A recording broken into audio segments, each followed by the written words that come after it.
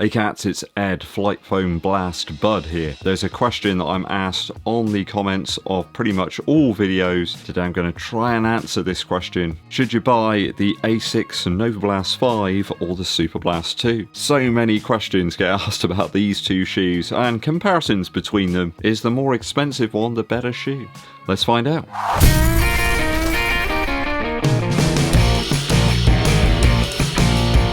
Thanks for tuning in, people. It is always appreciated. Do hit that subscribe button if you're yet to do so, and also give this video a thumbs up like. Drop us a comment as well to help with the YouTube algorithm. Or you can become a member or drop us a super thanks too if you want to help out the channel on a more ad hoc basis. Dankeschön. First off, these two shoes have been sent to me by Asics, but not a soul at the master shoemakers. Know that I'm making this video, they're not paying me to do it. I'm writing, recording and editing it just for the, peace and quiet from my wife. So the shoes retail at quite different prices. The Novablast 5 recently dropped around about 135 quid here in the UK, and the Superblast 2 dropped earlier in the year, around about July I think, and it's 200 Earth credits. So if we convert that to UK pounds, that's £200. Some stats on the screen right now for you. As you can see, the weights are very similar, though I do have to note here the Superblast 2 I've got is in a 10.5 and the Novablast 5 is in an 11. There's a little bit more midsole stack, certainly in the heel there in the Superblast 2, and we've got more surface area both in the forefoot and the heel of that shoe. But as you can see, there's just a few grams in it if I had the same sizes, it's just a half down. We'll kick this comparison off with the uppers first. So there's certainly a little bit more shape to the toe box here in the Superblast 2. Perhaps if you've got slightly wider toes, maybe you've got slightly wider foot or your toes are a little bit more voluminous, then there's a little bit more structure here. Also, I've noticed the front of the shoe tapers in a little bit more on the Novablast 5 on both the lateral and medial side. There's just a little bit more room here on the medial side in the Superblast 2. The lacing systems work much better in both of these shoes if I just lace up all the way to the final eyelets. I don't really use a runner's knot with these, and I find that I've got very little lace left over then, so it's just ideal for a double knot. I haven't found that the shoes slide about on the heel at all. There's no slip. I would suggest that I would stick with the sizes I've got here in both shoes. I do feel the Superblast 2 does run a little bit long, perhaps like a half size, so if you are thinking about picking up a pair or lucky and there's like a new drop of these because they're quite hard to get a hold of, I would go perhaps half a size down from your regular. The Novablast 5 fits absolutely perfectly true to size for me. Laces feel a tiny bit stretchier in the Novablast 5. I don't think it's a huge amount though over the Superblast 2. Both do a good job there of creating a nice lockdown, so making sure the foot isn't moving around too much on the footbed. I do prefer the insole that's used in the Superblast 2 is a little bit more coarse, so your foot kind of sticks to it a little bit more. You don't feel like the foot is sliding around on top of the midsole base. The Novablast 5 midsole is close, it's not quite as coarse, but it still does a good job. So you don't get your foot ramming into the front of the shoe whatsoever. That does happen when you get some of those very slippery insoles. The padding in the heel here is pretty much in line with what you would expect from a standard sort of daily shoe, really. I don't feel that either of these are racers. I know that some people do use the Superblast 2 in a race environment, but both of these are top line trainers for me, certainly from my perspective. I would suggest the Novablast 5 is a little bit more on the plush side than the Superblast 2, but there's very little in it. The tongue's very similar, a little bit more breathable in the Superblast 2.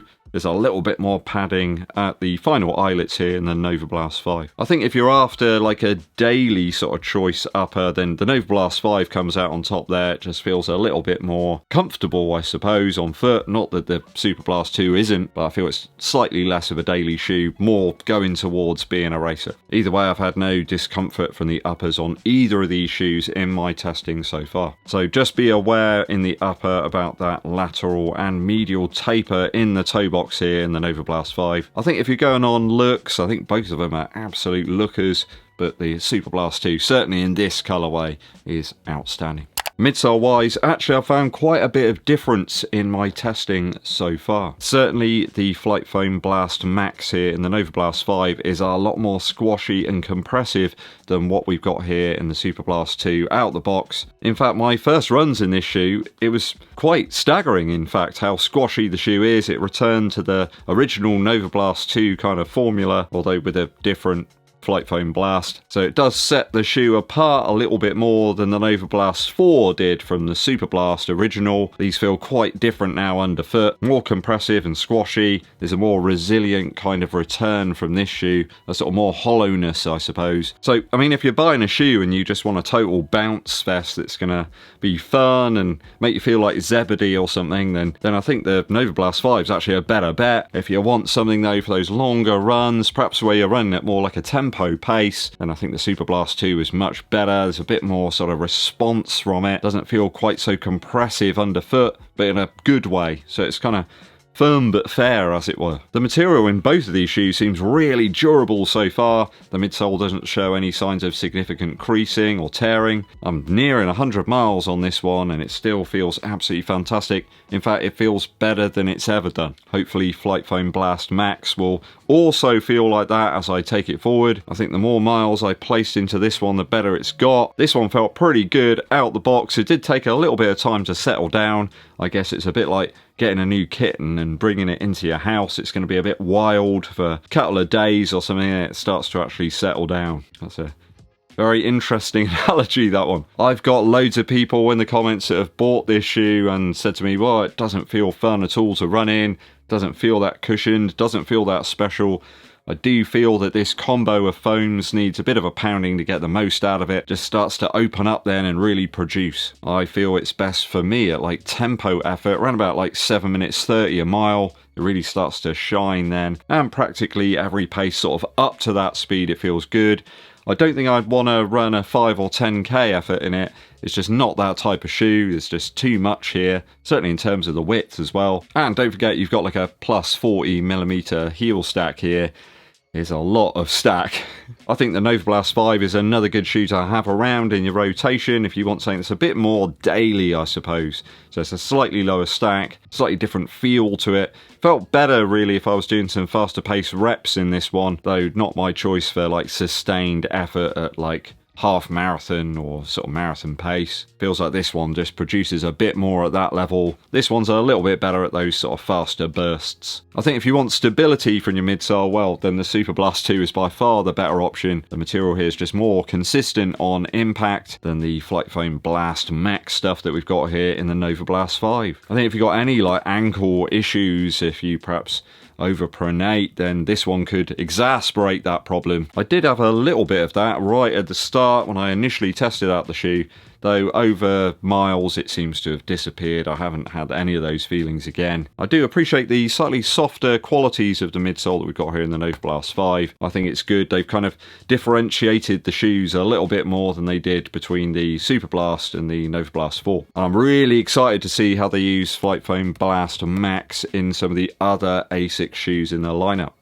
Outsole wise, a big advantage between these two for the Superblast 2 is the grip here. The traction's way better. You've got more ridges. Just feels a little bit more up for the winter weather we've got here in the UK. That's not to say that the Novablast 5 hasn't improved over time. Out the box it was a little bit slippery, certainly on some wet conditions, but as I've used the shoe more, that seems to have disappeared. The rubber's a little bit more sort of coarse, like broken in, and it's certainly improved, certainly in wet conditions now. I wouldn't hesitate to take it out in that. So I think out the box, just need to put a little bit of work into this one. This one's great in terms of outsoles straight away. If you're running in more testing conditions though, for varied surfaces, I suppose the Superblast 2 is probably where it's at. Though if you're predominantly on road and pavement, you know, decent roads, not like the ones we've got here in the UK, which are pretty much trash most of the time. It's like potholes and debris everywhere. Drove like 7 hours on the UK roads yesterday and it was terrible. I think the Novablast 5 will handle, you know, some decent tarmac and some concrete pretty well. I guess the other thing is I'm not sure how the softer AHA low that we've got here is going to like hold up over time. I've not had much experience with this stuff before. Asics grip and the AHA combo that we've got here,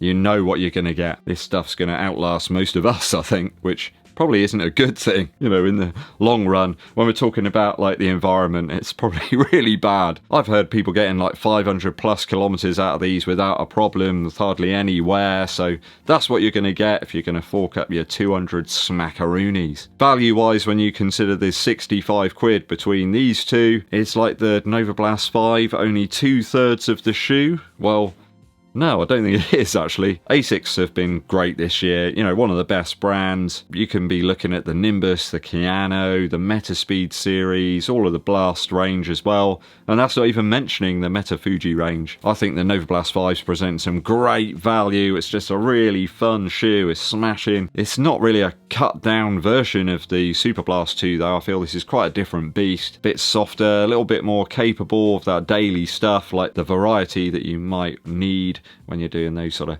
sessions each day. And I think that some people probably want to use it for a long run model as well, when you want to throw in a smattering of faster paces. The Superblast 2 for me is one of those shoes that you just want to get into a sustained sort of pace. That might be, you know, a shorter session or a long run as well. It just seems to make the miles disappear, they just evaporate. And of course it's got a little bit more surface area to it, which could be good for those long runs too. So I can't say I'd recommend like one over the other. I think they kind of fit into the rotation. This for your sort of daily operations, perhaps longer runs, maybe some tempo efforts here, you know, aside from the stability of the foams perhaps, and you know, the outsole grips are a wee bit better here on the Superblast 2. What have been your experiences in these two shoes? Has one been put into the rotation a little bit more than the other? Let us know your thoughts and opinions down in the comments.